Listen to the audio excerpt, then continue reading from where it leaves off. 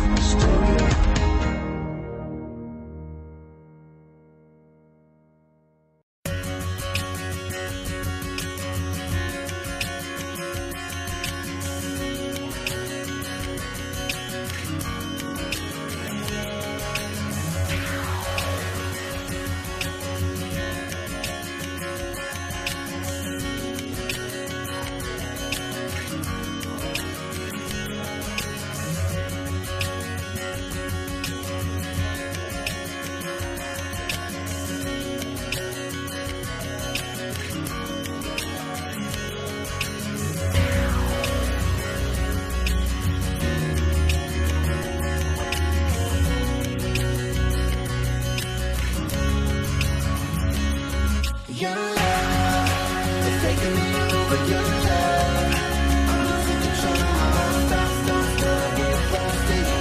Like lightning striking out of the blue. Your love is filling my sleep for so long. If you're feeling me, put your hands up, hands up.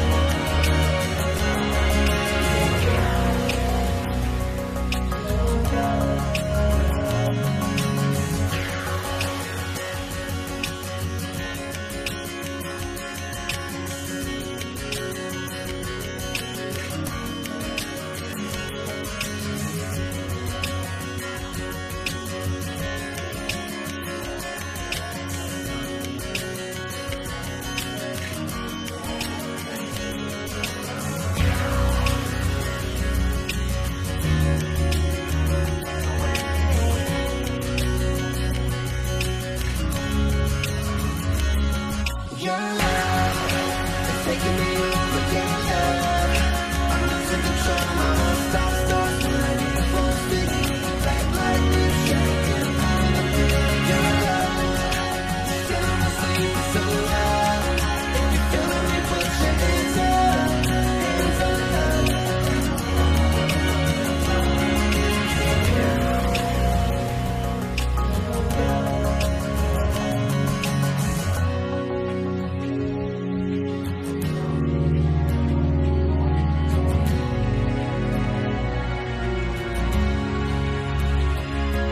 Your love is taking me